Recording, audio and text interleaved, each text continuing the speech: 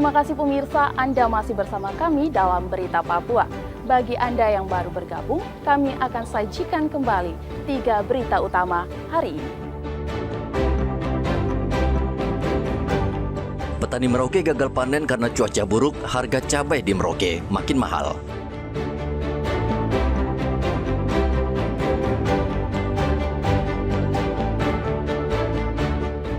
Diduga menggunakan tangki modifikasi untuk mengisi BBM subsidi, sebuah minibus di Merauke terbakar di dekat SPBU.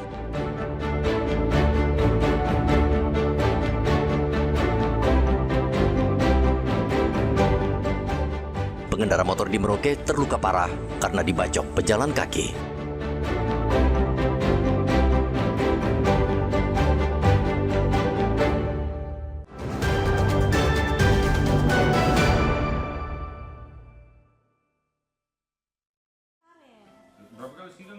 Kejaksaan Tinggi Papua menyita uang tunai senilai 2,2 miliar rupiah sebagai barang bukti dugaan korupsi penjualan cadangan beras pemerintah untuk program stabilitas harga pangan di kantor Bulog Wamena Jayawijaya, Provinsi Papua Pegunungan, periode tahun 2020 hingga 2023.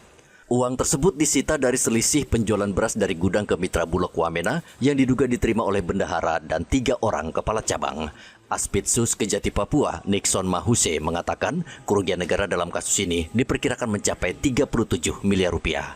Dari hasil penyidikan, kantor cabang pembantu Bulog Wamena menjual beras pemerintah di atas harga. Beras, ya, kasihan mereka, semua banyak musim lapar di sana, anak-anak stunting, kasihan. Biarkan mereka supaya dihukum, bisa berubah. Koordinator Penyidikan Pitsus Kejati Papua Valeri Dedi Sawaki mengungkapkan penyitaan tidak hanya berupa uang, namun juga alat komunikasi dan sejumlah dokumen dari Bulog Wamena dan Kanwil Bulog Jayapura. Selain uang yang kami lakukan penyitaan, pengembangan penyidikan, tim juga telah menyita alat komunikasi dari para pihak yang kami periksa.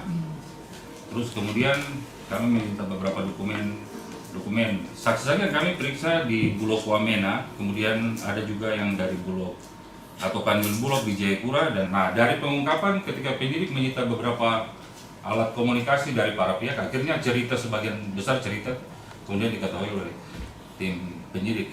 Terus kami lakukan pengembangan terhadap apa yang alat-alat bukti yang telah kami. Seluruh uang tunai hasil sitaan telah diserahkan ke Bank Himbara untuk disimpan sebagai barang bukti. Hingga saat ini penyidik telah memeriksa 19 orang saksi dalam kasus ini, namun belum ada satupun yang ditetapkan sebagai tersangka. Hendra dan Riantonai melaporkan dari Kota Jayapura, Papua.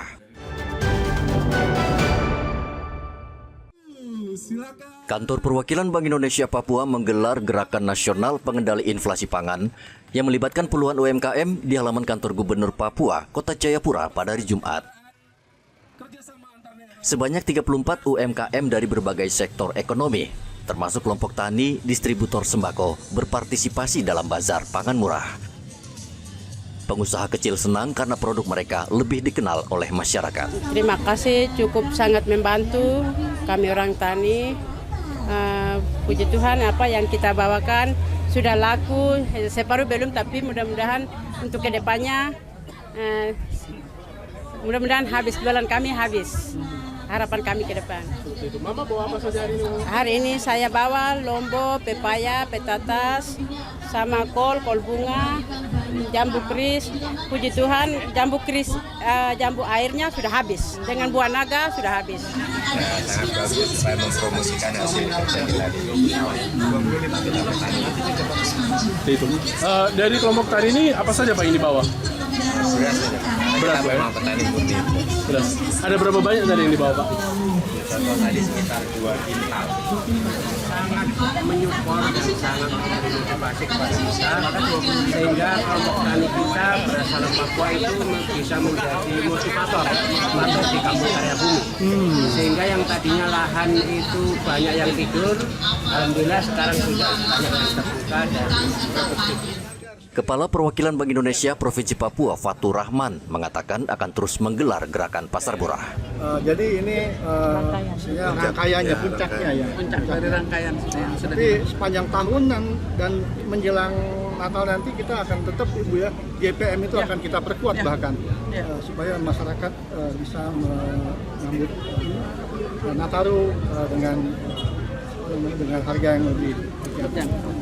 Kami akan berusaha lagi bersama dengan mitra untuk bisa menghadirkan UMKM yang ada di lingkungan masyarakat, terutama bisa mendekatkan layanan terhadap UMKM ini. Gerakan Pasar Murah Pengendali Inflasi digelar selama 1 hari. Di pasar murah ini dijual beras, bawang merah, tomat, dan daging ayam. Hendra dan Riantonai melaporkan dari Kota Jayapura, Papua.